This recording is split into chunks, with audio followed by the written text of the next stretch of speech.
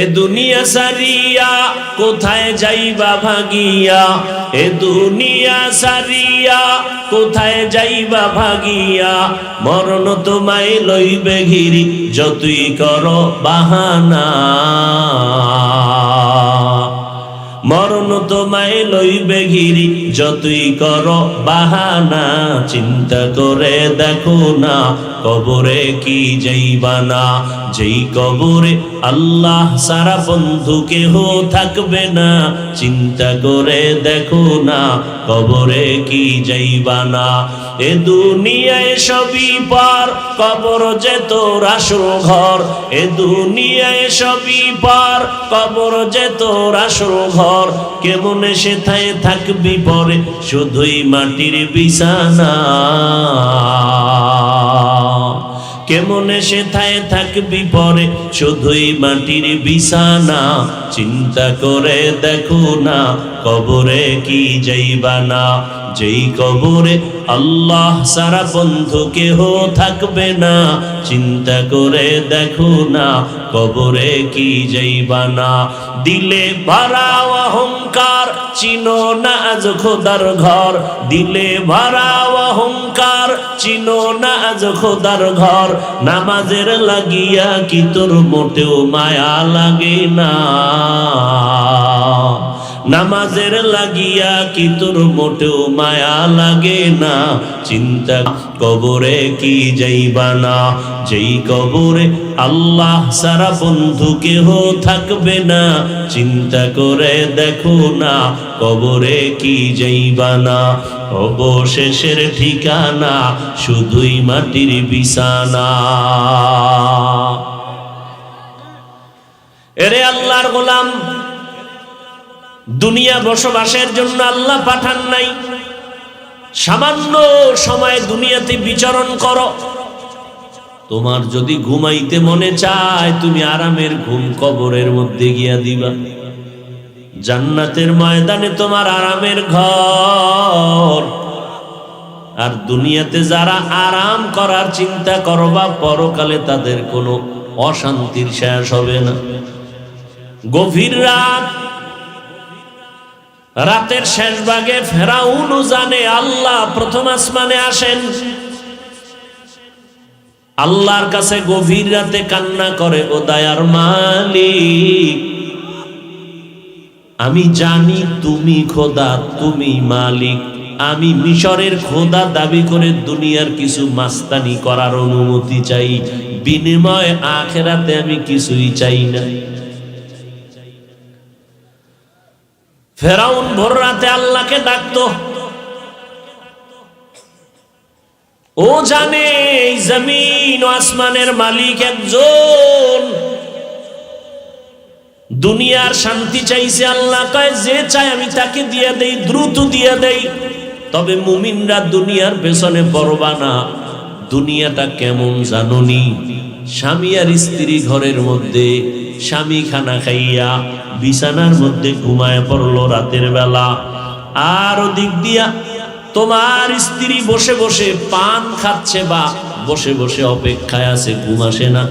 স্বামী ঘুম দিয়া নাকটা নেয়ার স্বপ্ন দেখে। বিলকিসের সিংহাসনের মধ্যে বান্দা ঘুরতেছে, সারা দুনিয়া সফর করতেছে। বিলকিসের সিংহাসন হঠাৎ করিয়া বান্দা চোখ দুইটা খুইলা দেখে তার বিছনায় সে বসে আছেন। দুনিয়াটা এমন, তাকায় দেখতেছো মনে হয় যেন দুনিয়া একটা জান্নাত। গুলশান বাড়ি দ্বারা এগুলোর কোনো মূল্য নাই। লা ইয়াগুররান্নাকা তাকাল্লুবুল্লাযীনা কাফারু ফিল বিলাদ মাতাউন কালিলুন সুম্মা মাওয়াহুম জাহান্নাম ওয়া বিইসাল মিহাদ।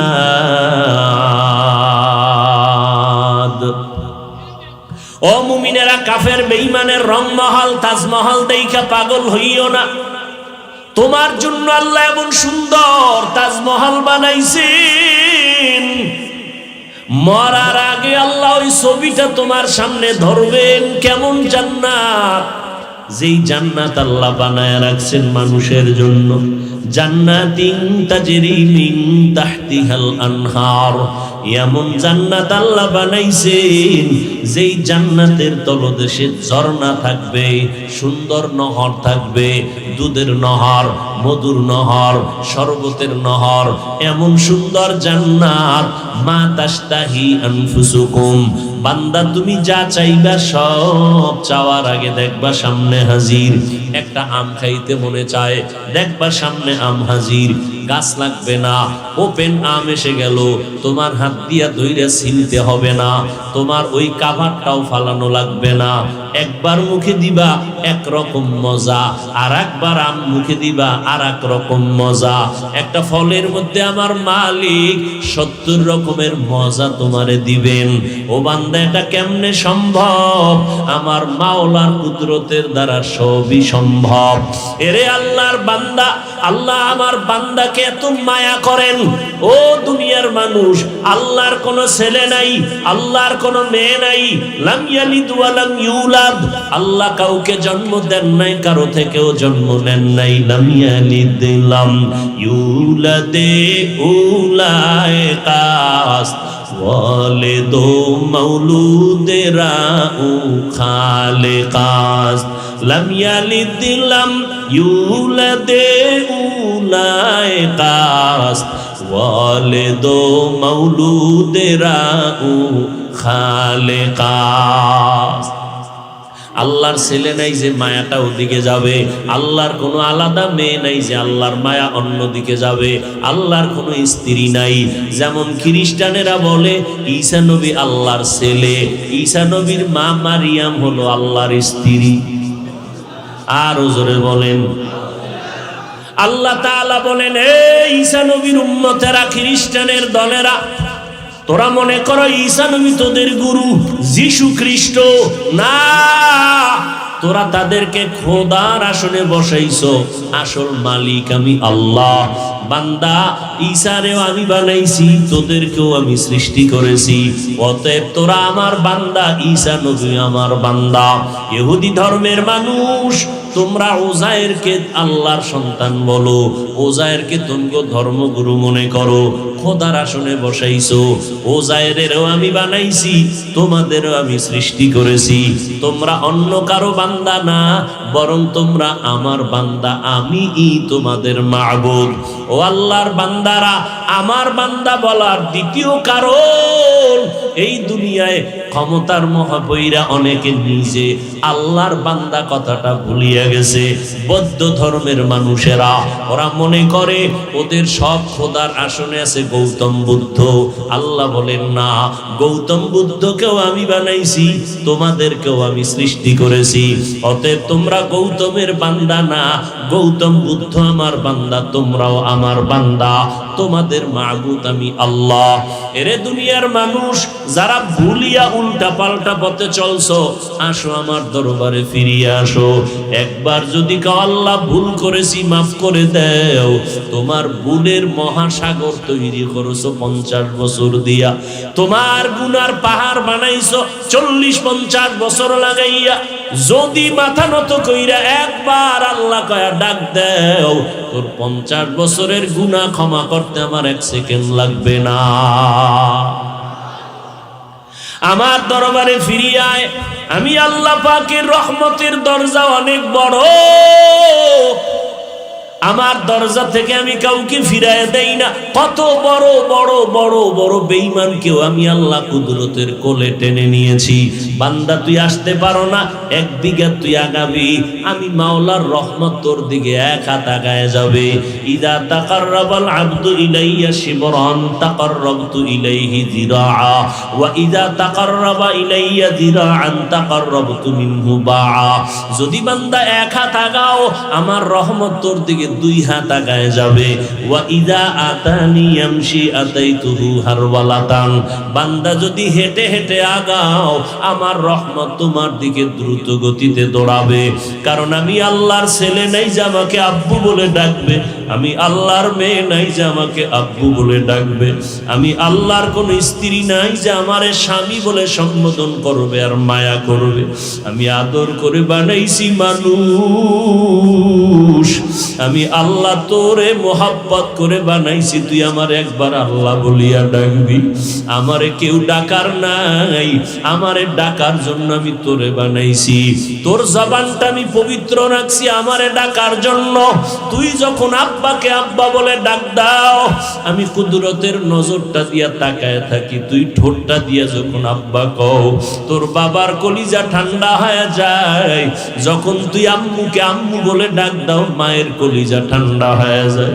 সেদিন এক আল্লাহর বান্দা ঈশা মাদ্রাসায় চোখের পানি ছেড়ে কান্না শুরু করলো। ভাইজান, আপনি কেন কান্না করেন?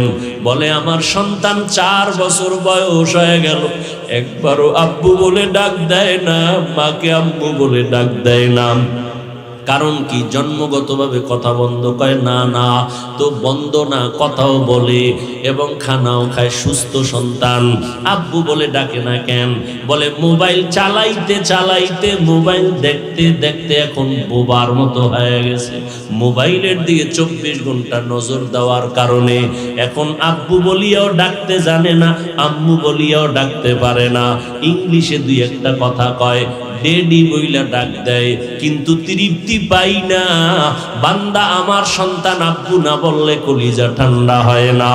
ও আল্লাহর বান্দারা, একটা সন্তানের পিছনে ওই সন্তানটারে মা বানায় নাই, বাবা বানায় নাই, কথা বলার শক্তি মা বাবা দেয় নাই। ওই সন্তান তোমার আমার সন্তানকে মা বাবা চেহারা সুন্দর বানায় নাই, আল্লাহ তাআলা বানাইছেন। আল্লাহ তাআলা খানার আয়োজন করেছেন, হাঁটার শক্তি ছিল না, মা বাবা হাঁটার শক্তি দেয় নাই। কে দিয়েছেন? ওই মা বাবায় সামান্য একটু মায়া, জামা কাপড় দেয় আর খানা দেয়। এই জন্য মা পাগল, বাবা পাগল হয়ে গেল। আর তোমাকে আমাকে বানাইছেন যিনি আমার মালিক, ওই আল্লাহ কত আদর করে বানাইছেন জানুনি। আল্লাহ তাআলা বলেন, ওয়াফি আনফুসিকুম আফালা তুবসিরুন।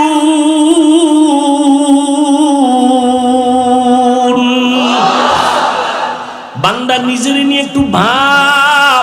একটা পশুর মধ্যে ভাবার মতো বিবেক আল্লাহ দেন নাই। গরুটারে যদি বয়ান করো, এই গরু, 3 দিনের জন্য শ্বশুর বাড়ি বেড়াইতে যাব, আমার বাড়িটা পাহারা দিও। তোমার যদি ক্ষুধা লাগে, বাড়ির দরজার বারান্দায় সুন্দর খানা আছে, ঘাস আছে, খেরকুটা আছে, খাইও। আর বাথরুমের যদি প্রয়োজন হয়, ঘরের পিছনে টাইলস করা বাথরুম আছে, গিয়া বাথরুম করবা। গরুটারে যদি তুমি 3 ঘন্টা বয়ান করো, গরু বুঝবেনি। ওরে আল্লাহর বান্দা, বুঝার ক্ষমতা আল্লাহ তোমাকে দান করেছেন। আল্লাহ তাআলা বলেন, তাকায় দেখ, এই জমিন থেকে 500 বছরের দূরত্বে হলো প্রথম আসমান। প্রথম আসমানটা 500 বছরের মোটা, এর উপরে আবার খালি জায়গা 500 বছর দূরত্বের পরে দ্বিতীয় আসমান। দ্বিতীয় আসমানটা 500 বছরের মোটা। বলেন বাবারা, এই রকম আসমান আছে কয়টা? ভালো করে বলেন। 7টা আসমান আল্লাহ বানাইছেন। আবার ওই সমপরিমাণ 7টা জমিন, 7টা মহাশূন্য। এরে আল্লাহর গোলাম, তাকাইয়া দেখো, ছোট্ট একটা প্যান্ডেল বানাইতে কি পরিমাণ খুঁটি লাগাইলো। ডেকোরেটর আলারা পারে না, নাকের সামনে এসে একটা খুঁটি দেয়, যত বেশি দিবে তত খুশি। দিতে পারলে কয় প্যান্ডেল মজবুত হয়ে যাবে। আমার মাওলার কুদরত তাকায় দেখো, কেমন সুন্দর 7টা আসমান আল্লাহ টানায় রাখছেন। একটা খুঁটিও নিচের থেকে নাই, উপর থেকে রশির কোনো টানাও নাই, কখনো নড়াচড়াও করে না, ডিস্টার্বও করে না। আল্লাহ যেভাবে রাখছেন ওইভাবেই সেট হয়ে আছে। ও আল্লাহর বান্দারা, এই আসমান আর 7টা জমিন আল্লাহ বানাইছেন ফি সিত্তাতি আইয়াম, মাত্র 6 দিনে। কয় দিন? আর তোমার আমার মতো বান্দা বান্দি, 1 ফোঁটা পানির থেকে আল্লাহ বানাইছেন মায়ের গর্ভে ফেরেশতারে ওয়ার্কার বানাইয়া। 3 কেজির মতো ওজন, 1 হাতের মতো লম্বা, এই বান্দাটারে বানাইতে কয় মিনিট লাগে? বেশি লাগে? কিন্তু তাকাইয়া দেখো, এত বিশাল আসমান, 7টা জমিন আল্লাহ বানাইছেন 6 দিন। আর তোমার মতো আমার মতো বান্দাটারে 1 ফোঁটা পানির থেকে আল্লাহ বানাইতে সময় লাগাইছেন 6 মাসের মতো। সুবহানাল্লাহ। কয় মাসের মতো? কারণ কি? এত বিশাল আসমান জমিন বানাইতে মাত্র 6 দিন, আর একটা 1 হাতের বাচ্চাটারে বানাইতে আল্লাহ এত সময় নিলেন কেন? অফি আনফুসিকুম আফালা তুবসিরুন। একটু নিজেকে নিয়ে ভাবো। আহলুল্লাহ যারা, ওলিয়া উলিয়া যারা, তারা বলেন মান আরাফা নাফসাহু ফাকাদ আরাফা রাব্বাহ। যেই বান্দা নিজেরে চিনে সে তার রব আল্লাহরেও চিনে। আজ আমরা আল্লাহকে কেন চিনি না? কারণ আমাকে আমি চিনি না। চিনি নকল ঠিকানায় চিনি। কেমন চিনি? আমি নিজেরে চিনি এইভাবে। আমার মতো বক্তা বাংলাদেশে আর কেউ নাই। আপনাকে আপনি চেনেন, আপনার মতো টাকার বাহাদুর জমিনে কেউ নাই। আপনি চিনেন, আপনার মতো নেতা এই জমিনে কেউ নাই। আমি চিনি, আমার মতো প্রিন্সিপাল কেউ নাই। আমি আমাকে নকল ভাবে চিনি, আমার মতো মুফতি মুহাদ্দিস কেউ নাই। আল্লাহ কয়, যতই চালাকি করো না কেন, এই পরিচয় তোমার সব ভ্যালুলেস পরিচয়। যেদিন সাদা কাফনে ডুববি, সেই দিন সব বাহাদুরি শেষ হয়ে যাবে। আমারও সাদা কাফন, আপনারও সাদা কাফন। আপনারও 3টা কাফন, আমারও 3টা কাফন। আমি বক্তা হিসাবে সম্মানে কেউ একটা কাফন বাড়াইয়াও দিবে না। আপনি গরিব হিসাবে একটা কাফন কেউ কমাইয়াও দিবে না। ডাক্তারেরও 3 কাফন, রুগীরও 3 কাফন, পীর সাহেবেরও 3 কাফন, মুরিদেরও 3 কাফন। কাফনের উপরে লেখা থাকবে বড় হুজুরের লাশ। সব একাকার। কে ধনী, কে গরিব, কে ইমাম, কে মুক্তাদি, কে ডাক্তার, কে রুগী, কে শিক্ষক, কে ছাত্র, কে বক্তা, কে শ্রোতা, কোনো ভেদাভেদ নাই। অতএব এই পরিচয় দিয়া কোনো লাভ নাই। আমার আসল পরিচয়, আমি আল্লাহর একটা বান্দা। আমার কোনো অস্তিত্বই ছিল না। হাল আতা আলাল ইনসানি হিনুম মিনাদ দাহরি লাম ইয়াকুন শাইআম মাযকুরা ইন্না খালাকনাল ইনসানা মিন নুতফাতিন আমশাজিন নাবতালি ফাজআলনাহু সামিআম বাসীরা। ও বান্দা, তোমার কোনো অস্তিত্বই ছিল না। আল্লাহ 1 ফোঁটা পানির মাধ্যমে তোমার অস্তিত্ব দান করলেন, শ্রবণ শক্তি দান করলেন, দর্শন শক্তি আল্লাহ দান করলেন। ও বান্দা, তোমারে বানাইতে এত সময় লাগলো কেন? 1 নাম্বার জবাব হলো, ভালোবাসার জিনিস বানাইতে বড় সময় লাগে। ঠিক নি? ভালোবাসার জিনিসটা তৈরি করতে অনেক সময় লাগে। কেমনে বুঝাইতাম? আচ্ছা, গার্মেন্টসে ঢুকেন। গার্মেন্টস ওয়ালারা পোশাক বানায়নি, ওটি আমরা পরিনি। কথা কন না? হ্যাঁ, মাইয়া হোলারা পরেনি, পরে। কিন্তু যেটি কাস্টমারের দিবে, এটি হালকা করে দ্রুত খালি বানাও বানাও, সাপ্লাই দাও সাপ্লাই দাও। নিজের মাইয়া ভোলার জন্য যেই পোশাকটা বানায়, বড় সুন্দর করে আস্তে আস্তে কইরা বানায়। ঠিক নি? ও আল্লাহর বান্দারা, আসমান বানাইতে সময় লাগছে, জমিন বানাইতে মাত্র 6 দিন। বান্দা বানাইতে এত 1 হাত লম্বা বাচ্চাটা বানাইতে 6 মাস কেন লাগছে? 1 নাম্বার জবাব হলো ভালোবাসার জন্য।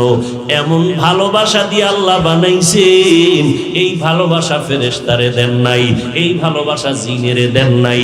আল্লাহ এমন সুন্দর ভালোবাসা দিয়া বানাইছেন, বানাইতে গিয়া আল্লাহ পাক সুন্দর চেহারা বানাইছেন। ও বান্দা, একটু চিন্তা করো রে বাবা। আর এক জবাব হলো, আমার আল্লাহ এমন সুন্দর করে বানাইছেন, আসমান এমন সুন্দর করে বানান নাই।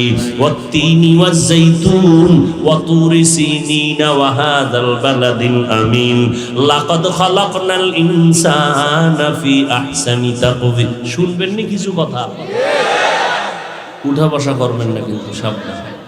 দেখছেন নি, যেই টাইমে বাসায় যাবো ওই টাইমে মাত্র শুরু। আমার ভাইজানের মোহাব্বত, হযরতের মোহাব্বতে আসছি অনেক কষ্ট করে। আগামী শুক্রবার মাদ্রাসার মাহফিল ঢাকাতে, ওই পেরেশানি নিয়ে আসি, ব্যস্ত খুব। আপনাদের দাওয়াত যাবেন তো ইনশাআল্লাহ? আল্লাহ কবুল করেন। নেক কাজের নিয়ত করলেই সওয়াব।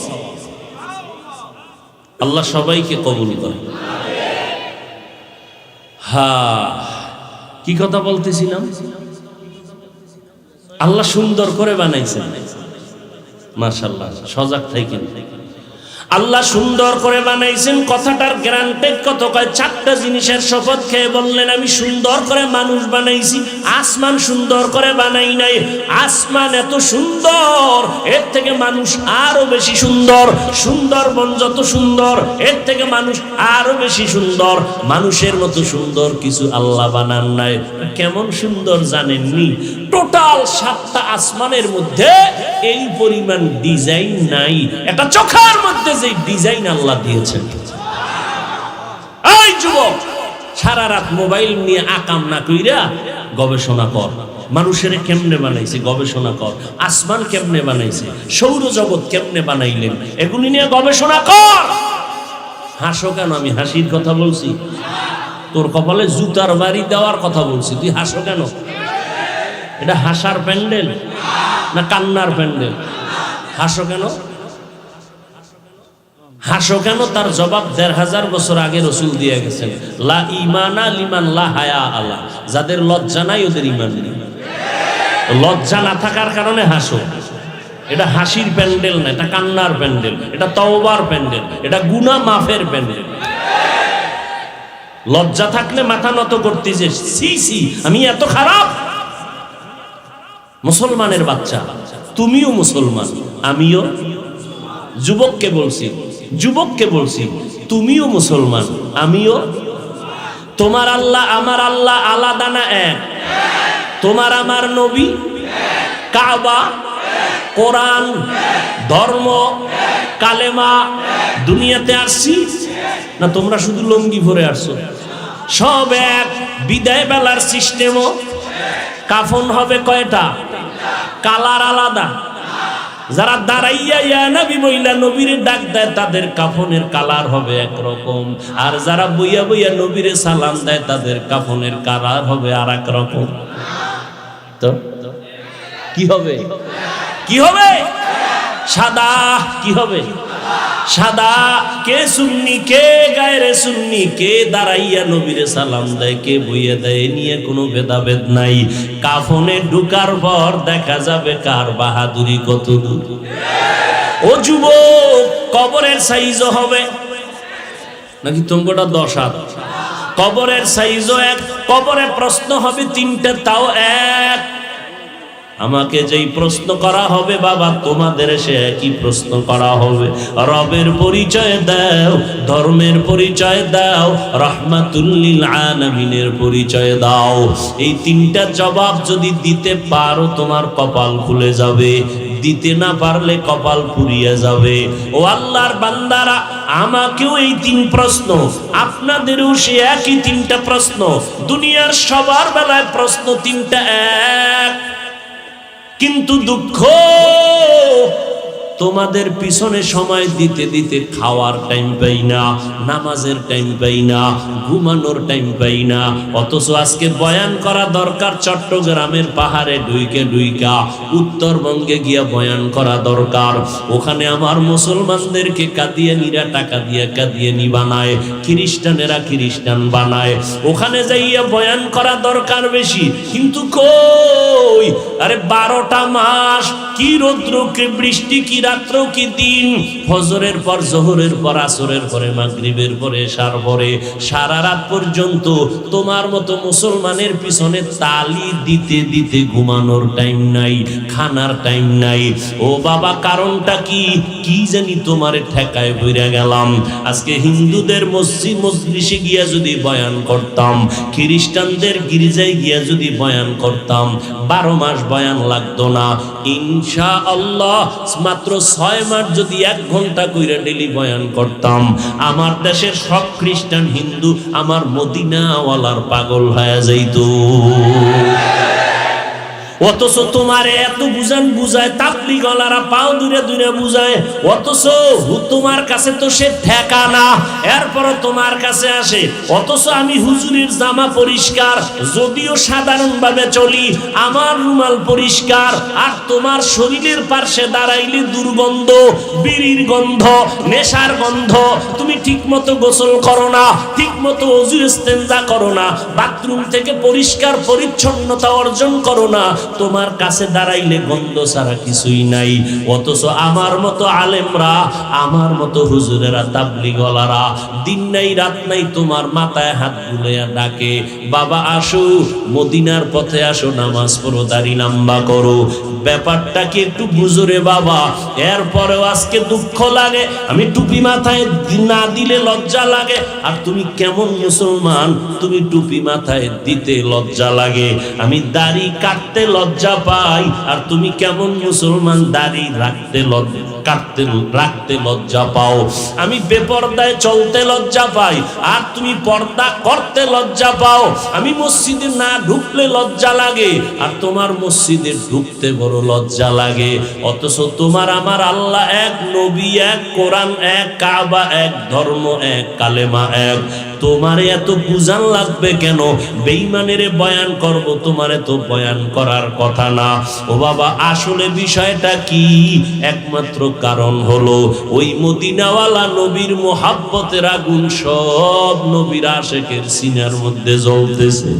উম্মতের চিন্তায় মাথা গরম। এখন তো উম্মতের নিয়ে ভাবারও সময় নাই, ভাবার মানুষও নাই। কারণ যারা ভাববেন এই জমিনে আর নবী আসবেন না, আবু বকর আর পাবা না, কিয়ামতের আগে কোন সাহাবায়ে কেরাম রে পাইবা না, এই জমিনে যাদের চেহারা দেখলে অন্তর সোজা হয়, আল্লাহ ওলি হয়ে যায় মুহূর্তের মধ্যে, তাদেরকে পাইবা না। ইমাম বুখারীকে আর পাবা না, ইমাম মুসলিমকে পাবা না, ইমাম আবু হানিফাকে আর পাইবা না। এই জমিনে উম্মত একমাত্র লাইন ধইরা চলবে ওলামাদের পিছনে, ওলামায়ে আহলে হক। কিন্তু আজকে দুঃখ লাগে, উম্মতের নিয়ে ভাবার মানুষ কইমা যাইতেছে। যারা ভাবতেন, যাদেরকে পাইছিলাম, এরাও কিন্তু চলে গেলেন। হাটহাজারীর হুজুরের পাইয়াও হারায় ফেললাম, মুফতি আমিনী রহমাতুল্লাহ আলাইহিকে পাইয়াও হারায় ফেললো জাতি। এই জমিনে শেখুল হাদিস আল্লামা আজিজুল হক রহমাতুল্লাহ আলাইহিকে পাইয়াও মানুষ হারায় ফেললো, চিনল না। এই জমিনে হাফিজি হুজুরের মতো রত্ন পাইয়াও মানুষ হারায় ফেললো। চরমনের জমিনে ঘুমান্ত সৈয়দ ফজলুল করিম রহমাতুল্লাহ আলাইহিকে পাইয়াও মানুষ চিনতে পারলো না, হারাইয়া ফেললো। হাটহাজারীর হুজুর মাদ্রাসা নিয়ে ভাবে নাই, উম্মত নিয়ে ভাবছেন, উম্মত নিয়ে চিন্তা করছেন। এখন তো চিন্তা করার কেউ নাই। আর যারা দুই একজন একটু মাঝে মাঝে চিন্তা করে সামনে আগাবেন, এমন ওয়াশালীন, এমন বেয়াদবের আবির্ভাব হয়েছে। আল্লাহওয়ালা বড় বড় ব্যক্তিদের ব্যাপারে ফেসবুকে কলম ধরতে চিন্তাও করে না বেয়াদবেরা।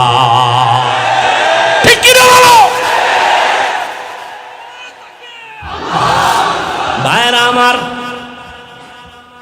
বড় বড় আলেমদের ব্যাপারে কলম ধরে, কাফিয়া পড়ে, কাফিয়া আলিয়ায় পড়ে দাখিল, স্কুলে পড়ে ক্লাস 8।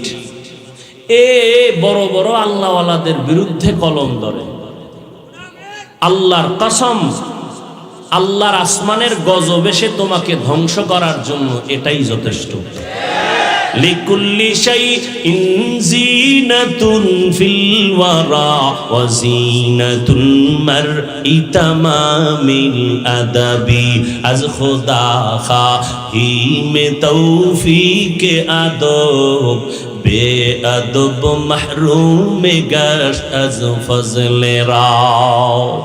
এরে আল্লাহর বান্দারা, ওলামায়ে আহলে হকের লাইন ছাড়া জান্নাতে ঢোকার কোন লাইন কিয়ামতের আগে খোলা হবে না। ওই ওলামায়ে আহলে হক দিন রাত্র মেহনত করে তোমার পেছনে। ও যুবক, তোমারে তো কিন্তু বলে না তুমি আমার মতো হুজুর হইয়া যাও।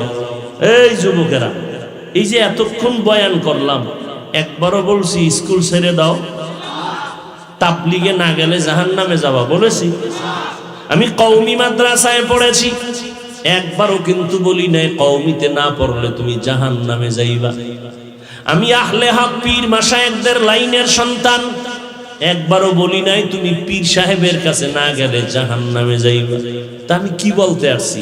আমি বলতে আসছি বাবা তুমি যেখানে আসো ওই লাইনে থাকো, স্কুলে আসো ওখানেই থাকো, কলেজে পড়ো ওখানেই থাকো, চাকরি করো ওই জায়গায় থাকো, ব্যবসা করো ওই জায়গায় থাকো, তবে পদ্ধতিটা সুন্দর করে নাও। পদ্ধতি সুন্দর করার জন্য জমিনে একমাত্র সুন্দর পদ্ধতি দুনিয়ার মানুষকে উপহার দিয়া গেছেন আমার নবী। এই জমিনে আমার নবীর থেকে উত্তম আদর্শ আর কারো কাছে থাকলে আল্লাহর কোরআন সামনে আছে, কসম আল্লাহ নবীর থেকে ভালো আদর্শ যদি কারো মধ্যে থাকে বল, আমি নবীরটা বাদ দিয়া সেখানে যাব। যুবকেরা তাল মিলাইস না, দিল থেকে বল নবীর আদর্শ থেকে দামি আদর্শ আছে কারো কাছে আছে? আমার নবীজির থেকে বড় মুহাদ্দিস, বড় মুফতি, বড় মুফাসসির, বড় পীর, বড় দার্শনিক, বড় বৈজ্ঞানিক, বড় একজন কলামিস্ট আছে? ছিল? আসবে? বলো যুবক, ওই নবীর আদর্শ বলো, ওই নবীর আদর্শের ভিতরে নখ কাটার নিয়ম আসেনি? আছে? চুল কাটার নিয়ম আসেনি? তুমি বেঈমানের লাইনে চুল কাটলা কেন? নবীরটা ভাল লাগে না? আবার আশেকে রসুল দাবি করো, লজ্জা করে না? ও বেহায়া, লজ্জা নাই? করো রসুলের সাথে দুশ্মনী, দাবি করো আশেকে রসুল, তাহলে ভণ্ডকে। তুমি দাড়ি কাটলা, চুল কাটলা বেঈমানের লাইনে, তুমি কও আমি আশেকে রসুল, তো ভণ্ডকে আমরা না? একটা লাইন তো হইল, হয়তো আমরা ভণ্ড, তোমরা দাড়ি কামানেওয়ালারা আসে, আর না হয় তোমরা ভণ্ড আমরা রসুলের আসে। একটা সমাধানে আসো। ও যুবক, আমি তোমার ক্ষতির জন্য আসি নাই রে বাবা, মনটা তৈরি করে রাখছি। যদি কেউ বলো হাফিজ ভাই নিচে নামেন, আমার দুইটা পায়ে যদি আপনি হাত দেন আর জীবনে দাড়ি কাটবো না। একটু বল আমি নিচে নাই না, তোর পাও ধরতে রাজি আছি, কারণ আমার নবীরে কষ্ট দাও অন্তরেরে মানানো যায় না রে বাবা।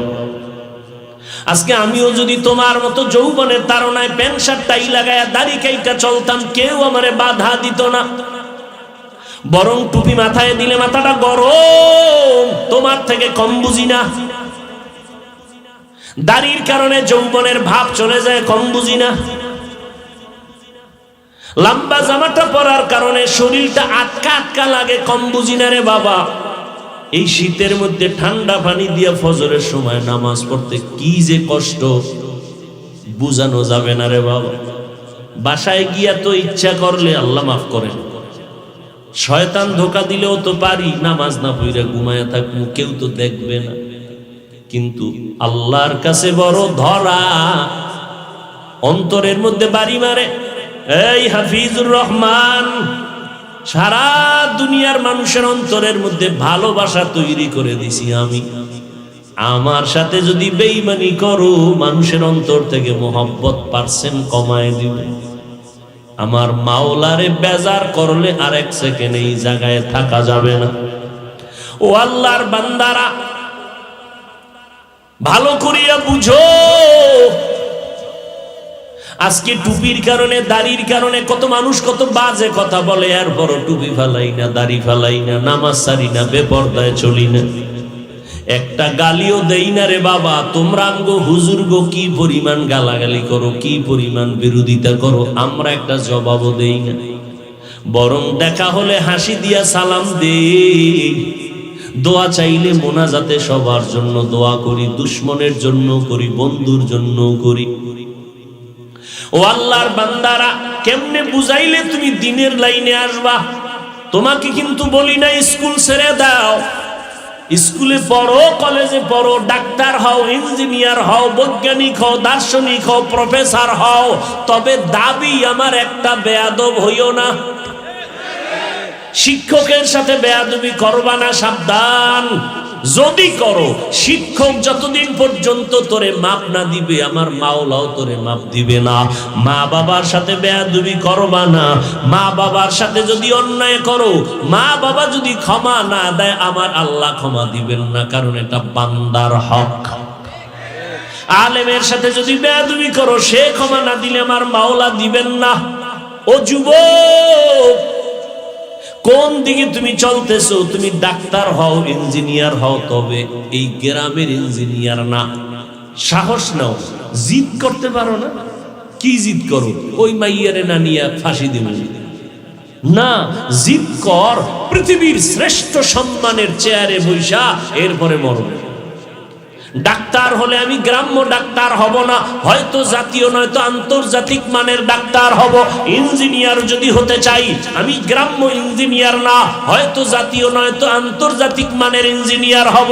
প্রফেসর হব আন্তর্জাতিক মানের। এরে জানো তোর মধ্যে আমার মাওলা কি মেডিসিন দিয়া রাখছেন? তুই একা একটা যুবক, আমার মাওলা তোর মধ্যে এমন মেডিসিন দিছেন, গোটা পৃথিবীটাকে কন্ট্রোল করার মতো ক্ষমতা তোমার মধ্যে আল্লাহ রাখছেন। কিন্তু এগুলো নষ্ট করে ফেলাইতেছো মোবাইলের কারণে। সারাটা রাত ঘুম নাই, সারা রাত মোবাইল নিয়ে কবিরা গুনাহ করে করে কাটাও। ও যুবক, এমন একটা সময় আসতেছে শুইয়া শুইয়া কাঁদবি, চোখের পানি মুছার কোনো মানুষ পাবি না রে বাবা। অনুরোধ করে বলছি রে বাবা, তুমি একজন ভালো ডাক্তার হও, ইঞ্জিনিয়ার হও, প্রফেসর হও, সেজন্য সম্মানের প্রফেসর, তাসনিমার মতো ডাক্তার না, সম্মানজনক ডাক্তার। আমাগো দেশের মধ্যে আমাগো দেশি সন্তান আন্তর্জাতিক মানের ডাক্তার নাই। কথা বল না কেন? তো তুমি সেইটা হও, তোমার মধ্যে নাই কি? কিসের অভাব? কিসের অভাব? হ্যাঁ, ওই মানদণ্ডে যদি পৌঁছতে চাও, তোমার মধ্যে মেডিসিন আছে, ব্যবহার করো, তবে দুইটা পুঁজি লাগবে। বলো কয়টা পুঁজি?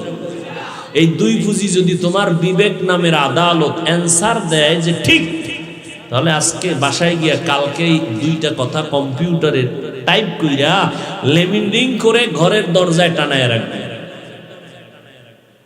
সর্বোচ্চ সফলতার শিখরে যদি থাকতে চাও, সম্মানের সাথে দুই পুঁজি লাগবেই। একটা হলো সুস্থতা, দ্বিতীয়টা হলো সৎ চরিত্র, আখলাকে হাসানা। মুখস্থ কর। এক নম্বরে কি? আচ্ছা, তোর বাড়ি আছে, গাড়ি আছে, সব আছে, তুই বিছনায় পড়ে রইছো অসুস্থ, লাভ আছে? হ্যাঁ। আচ্ছা, তুমি ক্লাসে খুব দামি, কলম মারার আগে 99, পরীক্ষায় ফার্স্ট ক্লাস ফার্স্ট, কিন্তু তোমার চরিত্র খুব লুজ, দাম আছে? কেউ দাম দিবে? কয় জিনিস লাগবে? সুস্থতা আর সৎ চরিত্র, আখলাকে হাসানা। এই দোনোটাকে জবাই করেছো মোবাইল দিয়ে। বাসায় গিয়ে গুগলে সার্চ দিবি, এই যুবক, বাসায় গিয়ে গুগলে সার্চ দিবি। আজকে সমস্ত চিকিৎসা বিজ্ঞানীরা একমত, মানুষের সুস্থতার জন্য আল্লাহর দেওয়া একটা ফ্রি ঔষধ আছে, মহা ঔষধ ফ্রি, রাতের ঘুম। কি? রাতের ঘুম। তাও কিন্তু সারা রাত না, সন্ধ্যা রাতের ঘুম না, শেষ রাতের ঘুম না, মধ্যরাতের ঘুম। শরীরের জন্য শুধু ঔষধ না, মহা ঔষধ।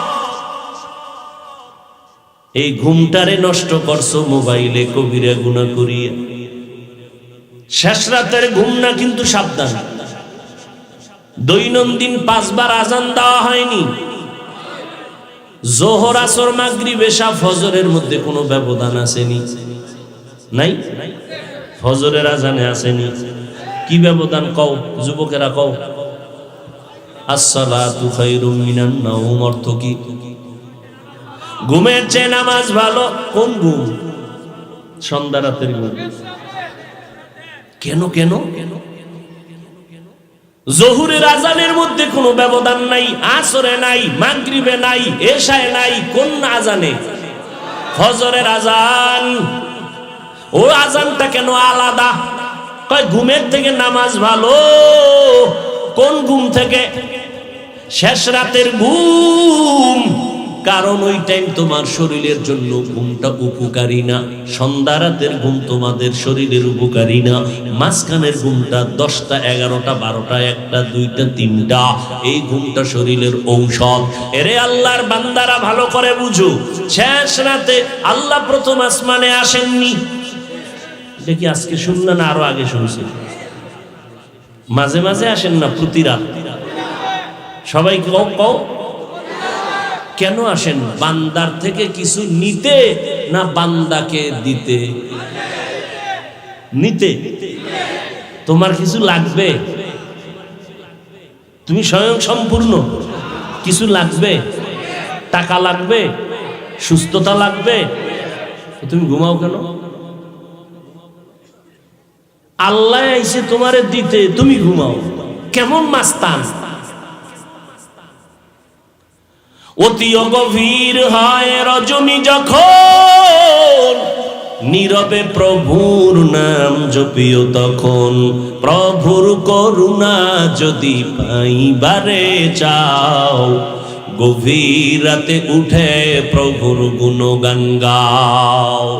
এরে আল্লাহর বান্দারা, ওই গভীর রাত আমার আল্লাহর কাছে চাও, ও আল্লাহ শয়তানের ধোকায় পড়ে চরিত্র নষ্ট করে ফেলেছি, আজকে থেকে তওবা করলাম, আর গুনাহ করব না। এরে বান্দারা, আজকে তো আমরা গুনাহ করতে কোনো দ্বিধা করি না। আর যাদের কোনো গুনাহ নাই, সৃষ্টির শ্রেষ্ঠ রাহমাতুল লিল আলামিন, এত মায়ার নবী, আমার দয়ার নবী, যেই নবীকে আমার মাওলা কঠিন পরীক্ষা করলেন। দুনিয়াতে আইসা বাবা বলে ডাকতে পারেন নাই। 6 বছরে মা হারা আমার নবী অসহায়, 8 বছরে দাদাকেও হারায় ফেললেন। এরে নবীর আশিক উম্মতের দল আম্মা জান আয়েশা রাদিয়াল্লাহু তাআলা আনহা বলেন, আরে একদিন আমার নবী আমার হুজরায় এশার নামাজ পড়ে আসলেন। আমার নবী আয়েশা কয়, ও বিবি, আমাকে আজকে রাতের জন্য একটু ছুটি দেওয়া যাবে নি? কে কয়?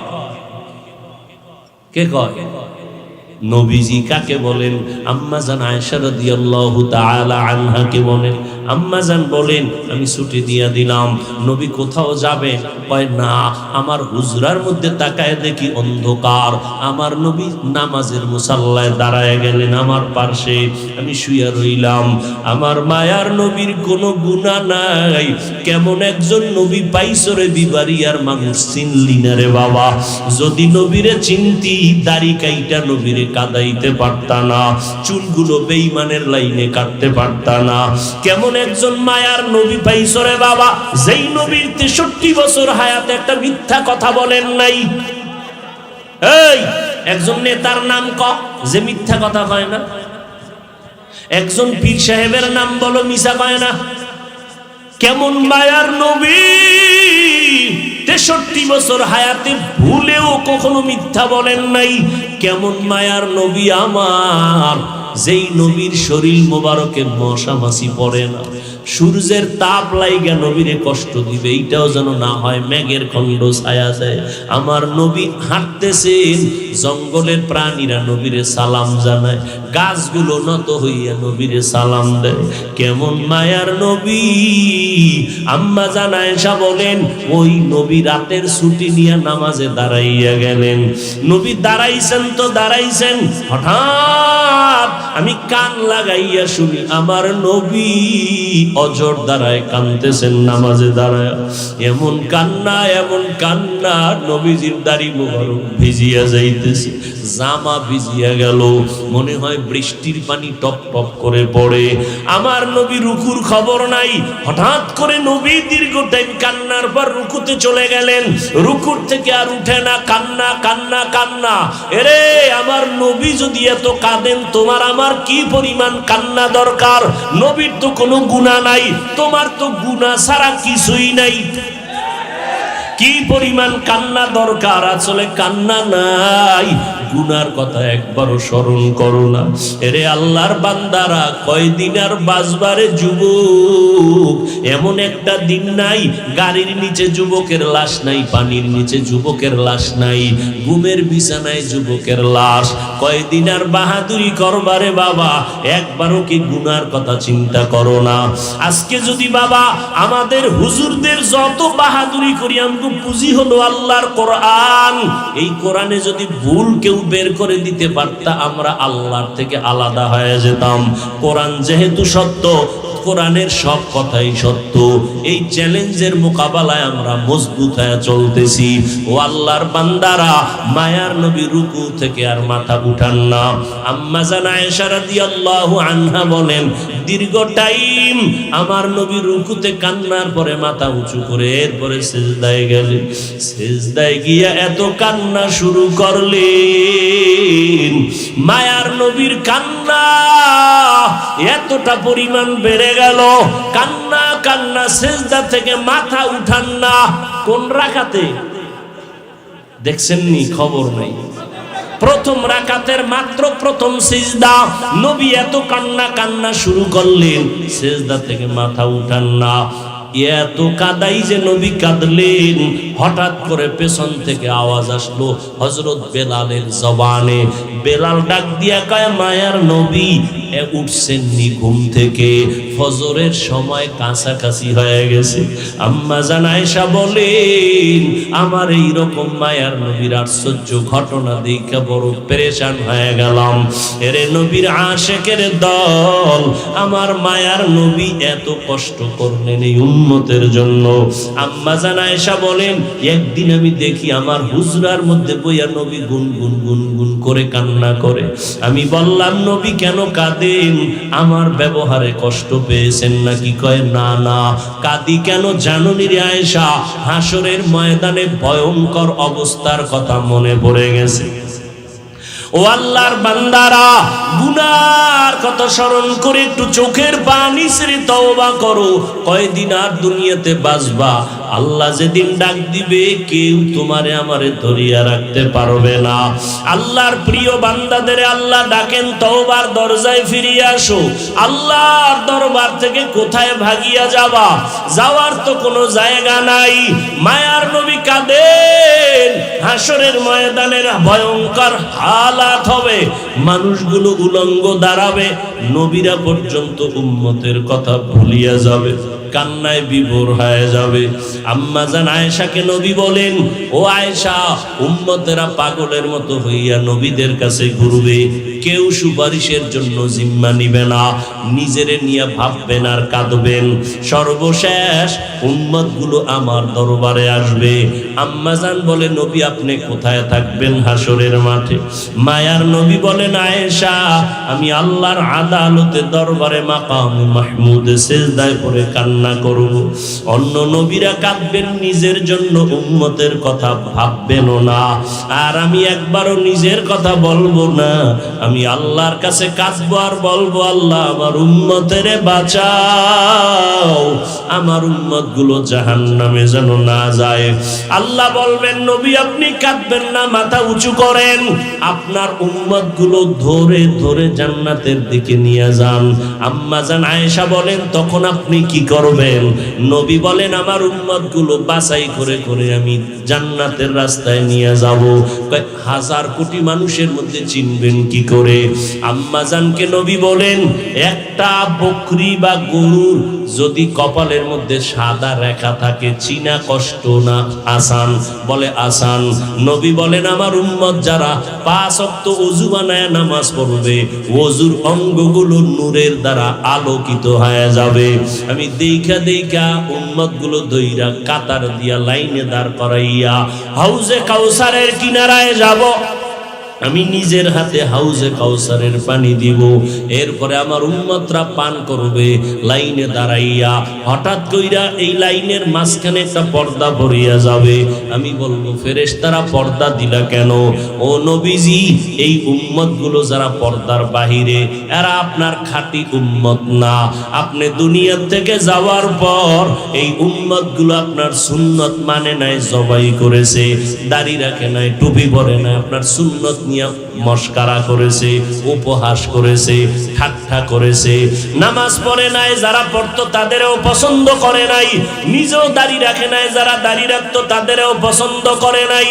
আমার নবী তখন বলবে, সোহকান সোহকা, ও উম্মত আমার থেকে ভাগিয়া যাও।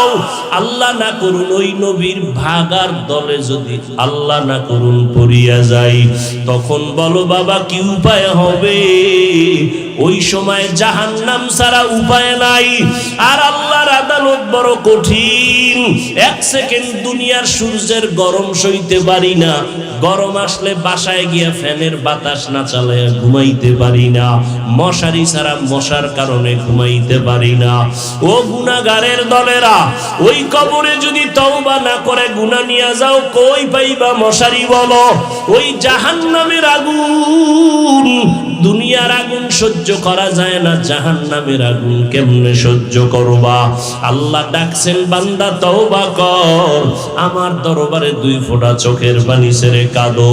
ও যুবকেরা, গুনার কথা স্মরণ করে অন্তর দিয়া গোপনে আমার আল্লাহকে ডাক দাও, হে মালিক, এই ময়দানে আমার মতো গুনাহগার কেউ নাই।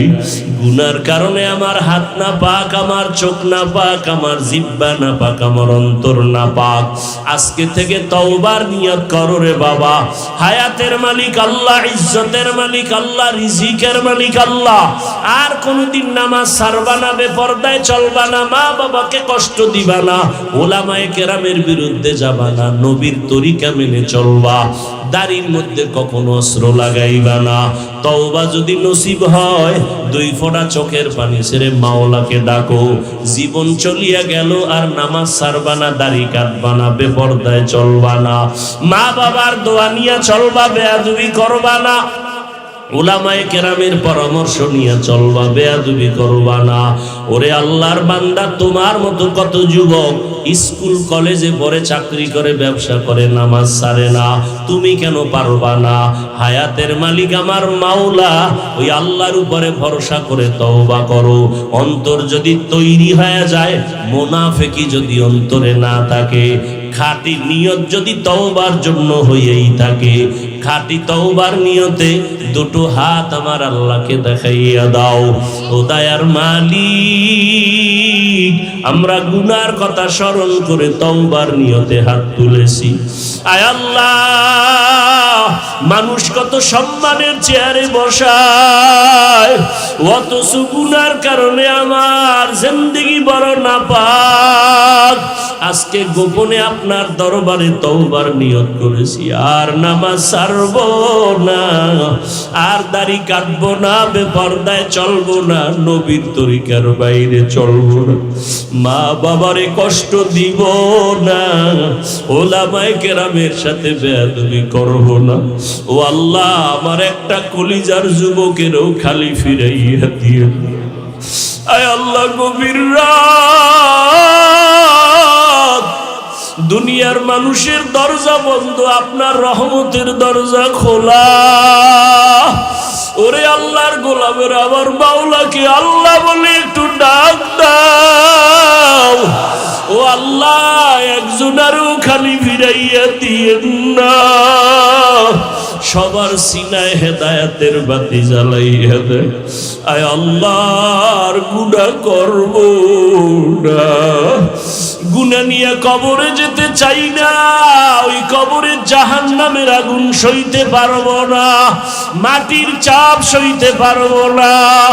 আয় আল্লাহ, আমাদের তওবা কবুল করিয়া নেন, তওবার উপরে মজবুত হইয়া চলার তৌফিক দান করেন, আমিন।